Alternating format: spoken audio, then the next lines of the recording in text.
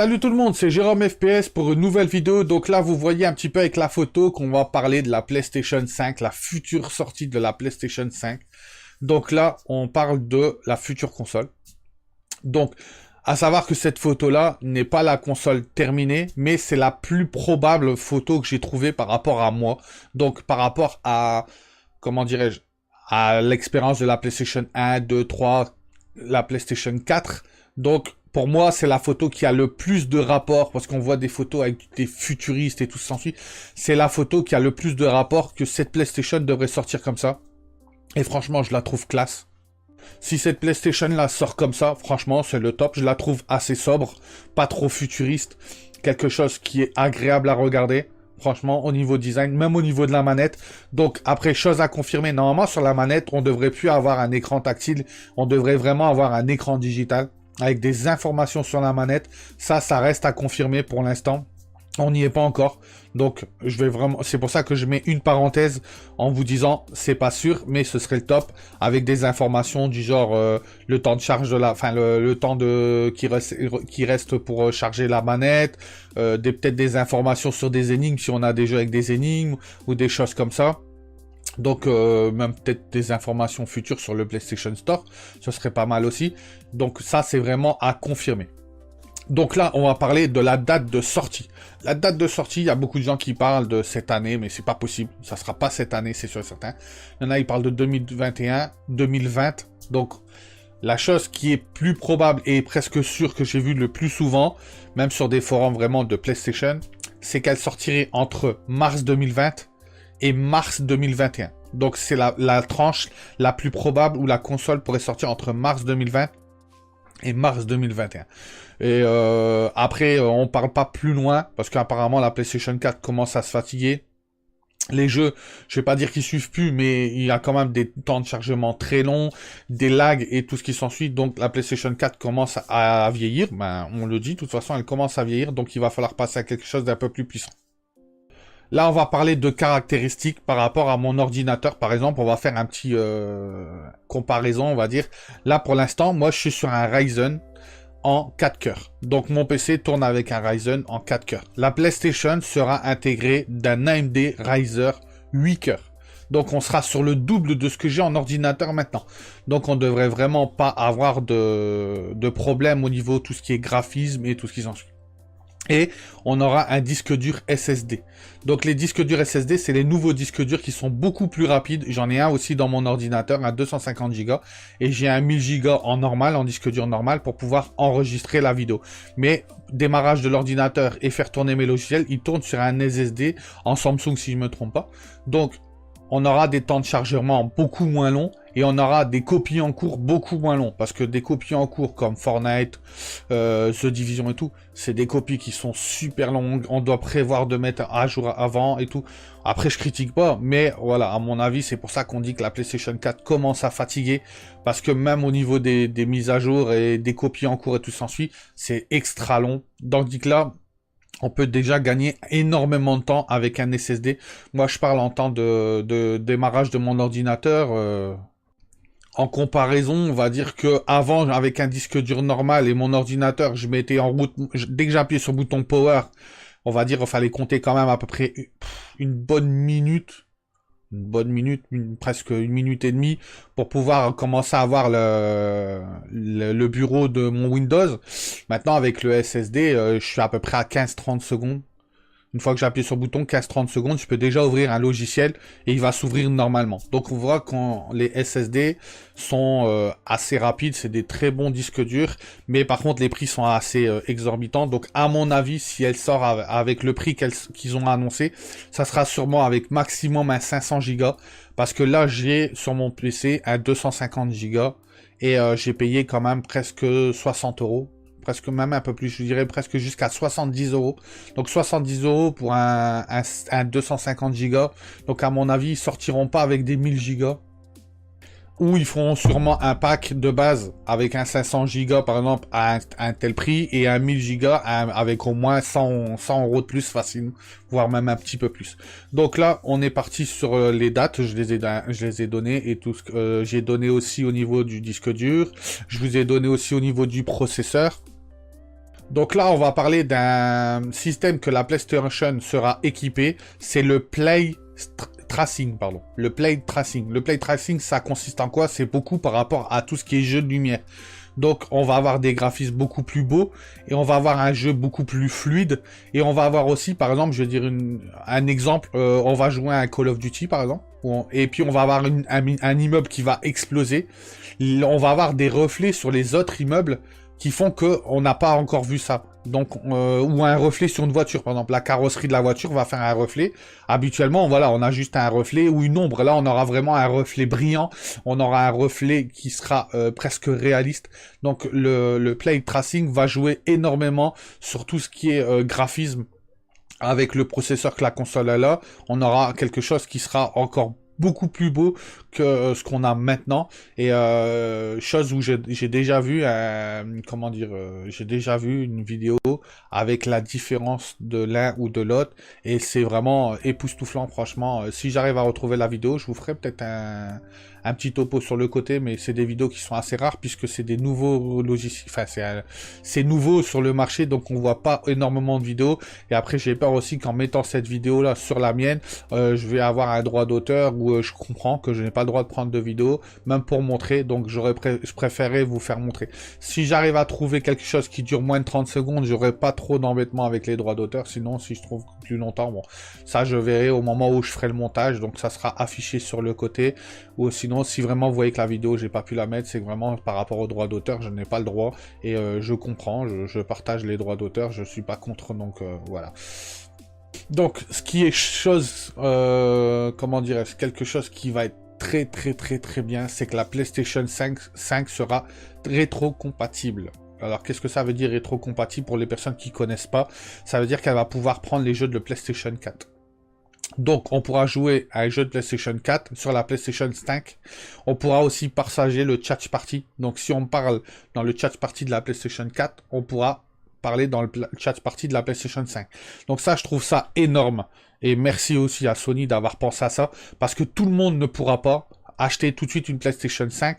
Et donc, si par exemple, moi, demain, j'ai envie de faire des vidéos sur la PlayStation 5 par rapport à ma chaîne YouTube, mais que mes amis ne peuvent pas suivre financièrement, chose que je comprends, et ben là, on va être embêté, on va devoir, je vais devoir jouer tout seul sur la PlayStation 5, et après, je vais devoir rallumer ma PlayStation 4 pour pouvoir jouer avec des potes. Tandis que là, non. Si je veux, je mets ma PlayStation 4 au placard, je sors la PlayStation 5. Si je veux jouer à un PlayStation 4 avec un ami comme The Division 2 en ce moment, chose qu'à mon avis, on sera plus dessus, mais bon, un jour, on va dire, Call of Duty, eh ben, je pourrais jouer avec eux. Et si maintenant, pour X raison, je veux mettre un jeu de PlayStation 5, je pourrais toujours faire, quand même. Et surtout, le chat party. C'est énorme de pouvoir continuer à parler avec des amis, parce que, bon, sur PC, vous pouvez jouer à n'importe quelle chose, vous avez un système pour le chat party, où vous pouvez inviter toutes les personnes qui sont sur PC et tout. La PlayStation, à un moment, on avait tendance que sur la PlayStation 3, PlayStation 4, voilà, le PlayStation Store ne suivait pas. Pardon. Et je trouve ça un peu dommage, tandis que là, apparemment, sur la PlayStation 5, tout va suivre. Donc, de toute façon, ils sont un petit peu obligés de le faire. Pourquoi? Parce que, on va dire, par exemple, le jeu comme Fortnite. Fortnite, on peut jouer sur plusieurs plateformes, que ça soit sur Xbox et tout. Et sur PC, sur Xbox et tout. Et ça se partage, entre parenthèses. Donc, c'est un peu normal de pouvoir jouer avec un gars qui a une PlayStation 4 et un gars qui a une PlayStation 5, mais pouvoir rester sur le mode chat party et pour pouvoir discuter. Ça, je trouve ça énorme et très bien. Et en plus, voilà, merci à Sony de pouvoir penser aux gens. Après, de toute façon, le PlayStation Store est payant. Donc, entre parenthèses, vaut mieux avoir l'intérêt de faire un PlayStation Store payant et de pouvoir écouter la communauté en disant, voilà, vous avez peut-être pas les moyens d'acheter une PlayStation 5. Donc, la personne qui en a acheté une va pouvoir continuer à y jouer avec vous. Alors que de dire, bah non, vous êtes dans l'obligation d'acheter une PlayStation 5 pour pouvoir parler avec un pote. Et puis, au niveau des prix, bah, c'est peut-être pas faisable à la sortie. Donc là, un des derniers points, franchement, je l'ai jamais testé. J'ai un ami qui l'a eu, c'est la PlayStation VR. Donc le casque VR, entre parenthèses. J'ai un ami qui l'a, mais je n'ai jamais demandé à le tester. Pourquoi? Parce que bon, j'ai pas trop été tenté. Mais bon, peut-être un jour, on verra. Peut-être je ferai une vidéo. J'ai un ami qui l'a. Et apparemment, on dit que le PlayStation VR sera compatible PlayStation 5. Ça, c'est le top parce que ça sert à rien de ressortir un PlayStation VR que pour le PlayStation 5 et un pour le 4. Donc, c'est pas mal aussi. Et apparemment, il va y avoir pas mal de mises à jour pour pouvoir l'adapter sur la PlayStation 5. Et de plus, apparemment, les prochains jeux PlayStation 5 seront beaucoup plus basés sur le PlayStation VR. Donc en vérité, on voit qu'on n'a pas énormément de jeux qui sont sortis avec le PlayStation VR ou à des prix exorbitants. Alors que là, non, ça sera à peu près pareil. Donc vous pourrez acheter un jeu et qui sera compatible avec les deux. Exemple de comparaison, voilà pourquoi j'ai pas été tenté par le PlayStation VR, c'est que j'ai acheté Black Ops 4 par exemple. Black Ops 4 est à 55 € à peu près quand je l'ai acheté à sa sortie. Il est monté à 64 € après une ou 2 semaines après, ça c'est une offre promotionnelle. Mais sur le PlayStation VR, si vous voulez un Call of Duty Black Ops 4 compatible PlayStation VR, il fallait mettre 110 €. Faut vraiment être fan du PlayStation VR pour pouvoir mettre 110 €. Moi, j'ai pas trouvé l'intérêt de l'acheter et j'ai pas trouvé l'intérêt de rajouter à peu près 50 € par jeu pour pouvoir juste jouer avec un casque de réalité virtuelle.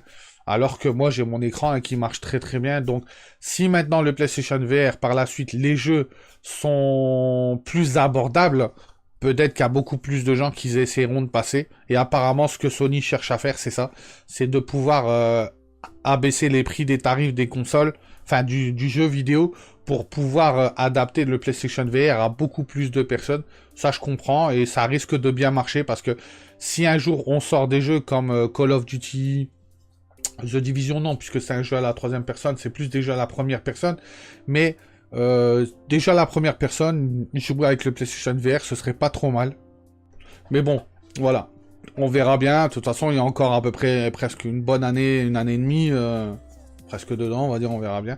Donc, tout peut arriver. Il peut y avoir des nouvelles informations que je vais avoir et que je ferai des prochaines vidéos pour pouvoir vous indiquer. Donc là, à mon avis, ce que vous attendez, c'est le prix. Donc, au niveau du prix, on est entre 399 € et 499. Beaucoup de gens parlent de 399, mais moi je dirais plus qu'elle sera à 499, parce que quand on voit le prix de la PlayStation 3 quand elle est sortie, le prix de la PlayStation 4 quand elle est sortie, 399, franchement pour moi je trouve que c'est pas possible, elle sortira pas à ce prix-là.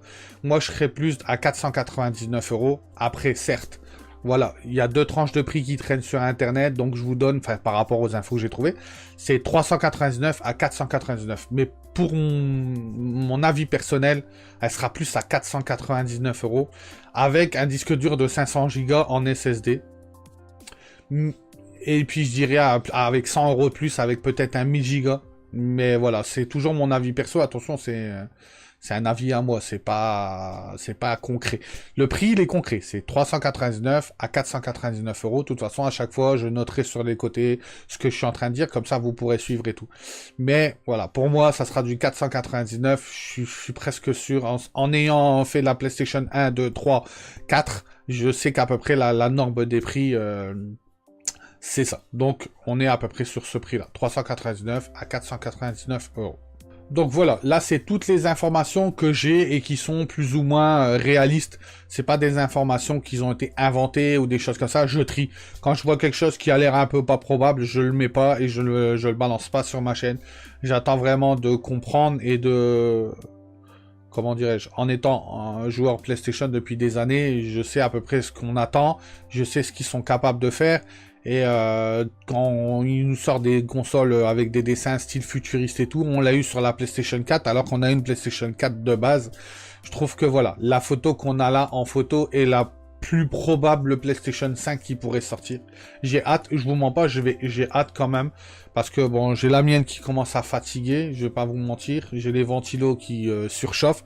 Ça aussi, j'espère qu'ils vont rectifier, parce que là, s'ils arrivent à mettre un 8 cœurs là-dedans, mais qu'ils assurent pas la température, ça va être un peu compliqué, parce que bon, on a eu les iLoad sur la PlayStation 3, on a quand même eu certaines aussi sur la PlayStation 4. Là, on a des PlayStation 4 qu'au bout de 1 an et demi, 2 ans, c'est des ventilateurs, on dirait un avion à côté.